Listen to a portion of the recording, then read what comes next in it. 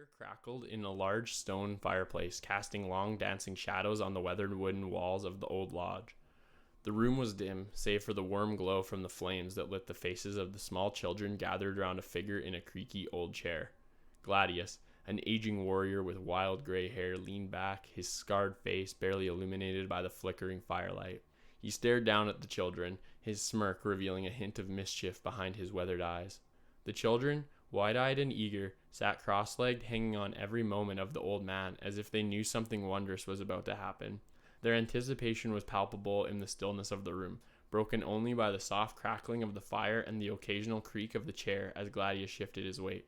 Gladius's face split into a grin, one that felt both inviting and slightly dangerous. His scar running from his temple to the corner of his mouth twisted with the smile, giving him the look of someone who had seen more than his fair share of battles. Children, children, gather round, Gladius began, his voice gravely but somehow comforting. It's story time. The children edged closer, eyes gleaming with excitement, their small faces bathed in the warmth of the fire. They leaned in as though the proximity alone could bring them deeper into the world Gladius was about to spin. What story, Grandpa? They asked in unison, their voice filled with pure, unadulterated wonder. Gladius leaned forward, his smirk widening into a twisted grin. He rubbed his chin, his voice dropping to a sharp growl that sent a shiver through the room. If you'd shut your damn mouths, he snapped, his eyes glinting in the firelight, you'd find out. Deep breaths. The room went silent. The only sound now was the fire's steady crackle and the soft exhale of the children's stunned breath.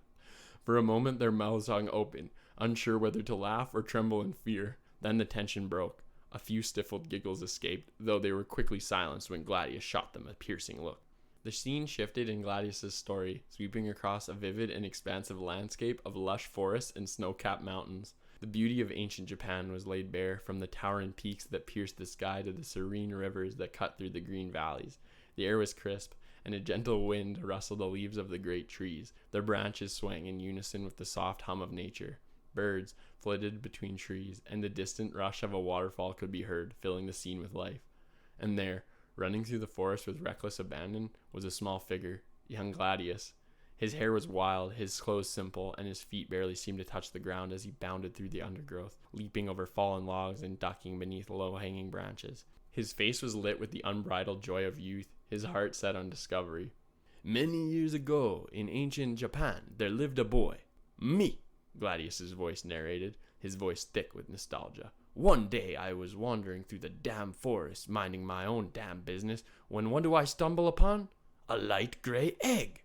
Young Gladius's journey came to a halt as he entered a small clearing, the forest giving way to a patch of moss-covered earth. There, nestled among the greenery, was an egg, a large light gray egg. It was unlike anything Gladius had ever seen before, and his brow furrowed as he crouched down beside it. He poked it with his stick, his curiosity piqued. Now, being the brilliant genius I was, Gladius's voice continued, filled with sarcasm, I immediately recognized this as a polar bear egg. Young Gladius, his face twisted in concentration, decided there was only one thing to do. He squatted down over the egg and gingerly sat on it, looking around nervously as if waiting for someone to call him out on his ridiculous assumption. So, I sat on it, yup, just like a chicken, hoping when it hatched it wouldn't eat my damn face off. The days blended together in a montage of young Gladius sitting dutifully on the egg. Day 10, the boy sat, widely, his eyes half closed with exhaustion. His face sagged, and his posture slumped, but still, he didn't move. Day 21. Rain poured relentlessly down from the sky, turning the clearing into a muddy mess. Gladius, soaked to the bone, huddled over the egg, using a large leaf as a makeshift umbrella. Day 42.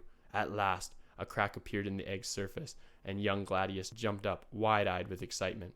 Young Gladius stared intently at the egg as the crack spread, the egg's surface breaking apart. He held his breath, waiting for the arrival of what he thought would be a mighty polar bear. But as the egg finally split open, his face fell into one of pure disbelief.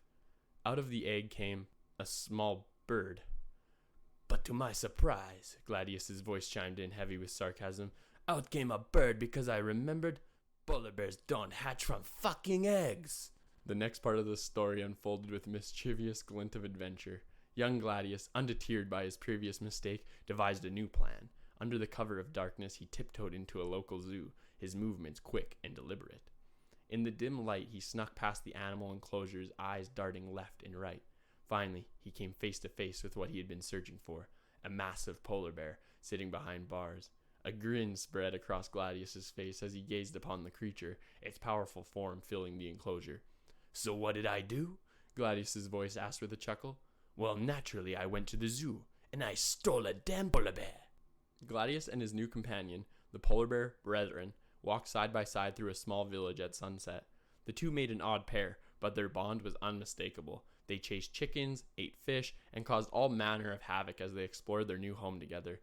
The sun dipped below the horizon, casting long shadows across the village streets, but soon the sky darkened further as storm clouds rolled in, ominous and heavy with rain. The wind picked up, howling through the village, and Gladius and brethren paused, looking up at the rolling sky. By the time the storm was over, the village was left in ruins. The once lively streets were now flooded, the homes flattened by the sheer force of nature. Gladius and brethren stood amidst the destruction, their eyes scanning the wreckage. There was a sense of finality in the air, a silent acknowledgement that they could no longer stay there. And just like that, Gladius's voice cut through the steam, a storm came in and wrecked everything. So we did what anyone would do. We left the damn place. Their journey took them to a new village, one named Fair Beach. Gladius and brethren stood at the entrance, their eyes sweeping across the dusty, unwelcoming streets. The name Fair Beach was a cruel joke. There was no beach, and this place was far from fair. "We moved to a village called Fair Beach," Gladius narrated, his tone dripping with disdain. "A damn lie. There is no beach, and it wasn't even that fair. That place was a shithole. So naturally, we left it because it sucked big balls." Back in the warmth of the lodge, the children sat with wide, fascinated eyes. They had barely moved since the story began, and now they were more enraptured by Gladius's tale. One child, a brave and innocent soul, piped up, his curiosity getting the better of him. Grandpa, what are big balls?" Gladius leaned down, his glare sharp enough to silence the bravest warrior. "None of your damn business, you little fool," he snapped, causing the little child to shrink back. "Now shut up, and let me finish the story." The story moved to the harsh, unforgiving wilderness of a snowy mountain range. The world outside was a stark contrast to the warmth of the lodge where Gladius and the children sat. In the story, snow-capped peaks stretched endlessly into the sky, jagged and sharp like the teeth of a frozen beast. The wind howled through the canyons, biting at the exposed skin with icy fangs. Even the towering polar bear, brethren, shivered as they trudged through the deep snow.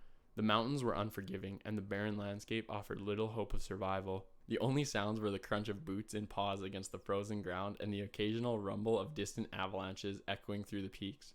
Gladius, gaunt from hunger, led his way, breath fogging up in front of him. Gladius sighed, his stomach letting out a large growl as though it were protesting the very idea of continuing on with no food in sight. He grimaced, pulling his thin cloak tighter around his shoulders, though it offered little protection from the bitter cold. "Holy fuck, where is the food?" Gladius grumbled aloud, his frustration evident. "I'm starving."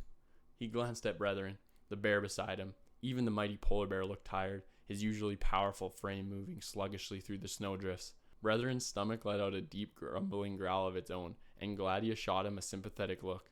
"The last thing we ate," Gladius muttered, shaking his head, "was that damn chicken that thought you weren't a real fucking bear." Brethren, ever the silent companion, grunted in response, his breath misting in the frigid air. His nose twitched, and his dark eyes scanned the barren landscape for any sign of prey, but there was nothing.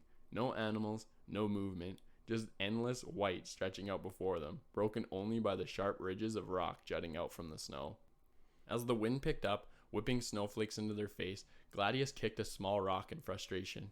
It tumbled down the steep slope ahead of them, disappearing into the depths of the canyon below. His breath came out in short, irritated puffs, his patience wearing thin. We're screwed, aren't we?" he asked, mostly to himself. "No food, no village, no nothing."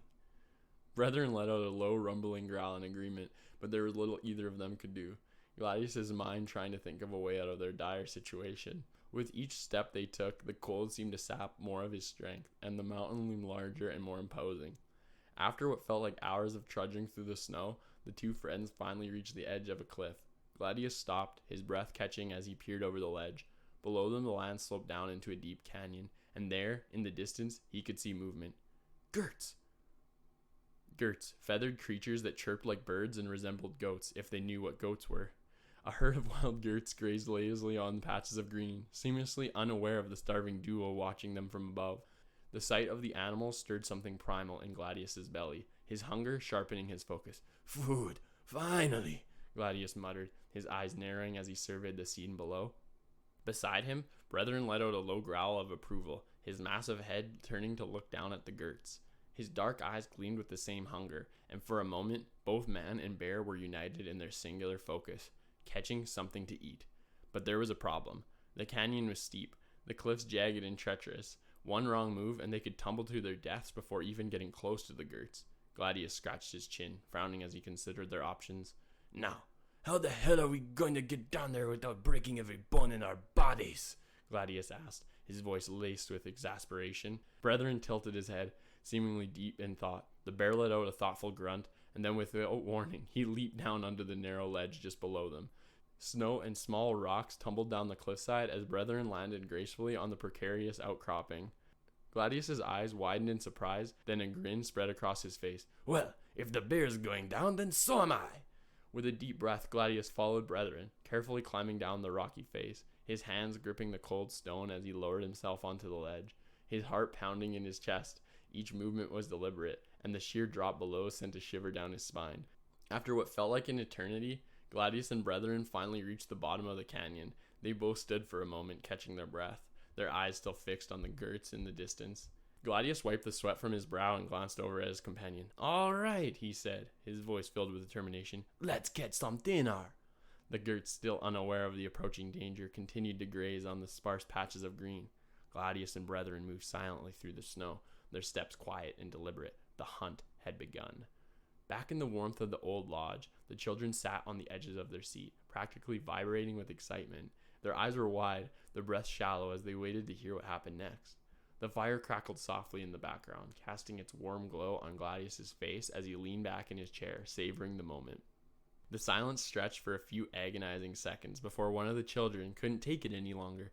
"Grandpa," the child blurted out, his voice filled with eager impatience. "What happened next? Did you catch the Gertz?" The other children chimed in, their voices overlapping in their excitement. Gladius looked at them all, his expression unreadable for a moment. Then, slowly, a mischievous grin spread across his scarred face. He leaned forward, his eyes twinkling with amusement. "That," Gladius said, drawing out the word for effect, "is a story for another night." A collective groan rose from the children, their faces falling in disappointment. But they knew better than to push Gladius. He was the master of suspense, and his stories, though crude and wild, were always worth the wait. "Now," Gladius said, his voice firm as he leaned back in his chair, "off to bed, you little turds." The children, still grumbling, shuffled out of the room, their excitement tempered by the promise of another story in the future. The room grew quiet as the last of them disappeared up the stairs, leaving Gladius alone by the fire. For a moment, Gladius sat in silence, staring into the flames as they flickered and danced. His face softened, his thoughts drifting back to the adventures of his youth, the memories of battles fought and won, and the companions who had walked beside him through it all. With a sigh, he leaned back in his chair, his eyes still on the fire. The warmth of the flames soothed his tired bones, and the quiet of the lodge wrapped around him like a comforting blanket. But even as he rested, the flicker of adventure still burned within him, a flame that would never truly die. The embers of his past still glowed brightly in his mind, each flicker of the fire reminding him of a tale yet to be told, of distant lands still waiting to be explored. His thoughts wandered back to Brethren, the loyal polar bear who had been by his side through it all, and the many escapades they had shared. Gladius's lips curled into a small, wistful smile as the memories came flooding back. Nights spent under the stars, huddled around a campfire in the middle of nowhere, fending off wild beasts and dodging arrows from enemies who wanted them dead. Brethren had always been there, silent but steadfast, his massive presence a comforting constant in a life full of chaos. He sighed again, the weight of those memories settling comfortably on his shoulders like an old, well-worn cloak. But tonight, he wouldn't delve into those memories too deeply. Tonight was for resting, and letting the fire's warmth take the edge off the cold that had seeped into his bones from decades of adventure. As the fire crackled and the shadows danced around the room, Gladius allowed himself to drift into a light doze. His mind replayed scenes from his youth running through the forests of ancient Japan, sitting on that ridiculous egg, and of course, stealing Brethren from the zoo. Even now, the absurdity of it all made him chuckle quietly to himself. Outside, the wind howled against the lodge's thick wooden walls, but inside, it was warm and safe. The children were tucked away, no doubt dreaming of far-off lands and adventures of their own, inspired by the wild tales their grandfather told them with such gusto. Gladius knew that one day they would set off on their own journeys, just as he had done long ago. But for now, he was content to be their storyteller, the bridge between the world they knew and the untamed lands that awaited them beyond the horizon. As sleep began to take him, Gladius's thoughts lingered on one last memory, a moment from long ago, when he and brethren had stood on the edge of that cliff, looking out over the vast expanse of snow-covered mountains. The wind had been fierce that day, but they hadn't cared. Together they had faced whatever the world threw at them, fearless and determined. And though brethren was no longer by his side, Gladius knew that his old friend was still with him in spirit. The bear had been more than just a companion. He had been a brother, a guardian, a symbol of the strength and resilience Gladius had carried with him his whole life. "Good night, old friend," Gladius whispered to the fire, his voice barely audible over the crackling flames. Then, with a final sigh, he let himself drift off into a peaceful sleep, fire warming his tired bones as the lodge settled into the quiet rhythm of the night. And as the flames flickered low and the embers glowed faintly in the hearth, the lodge stood as a silent sentinel, watching over its storyteller and holding the secrets of his many adventures within its wooden walls, waiting for the next tale to be told.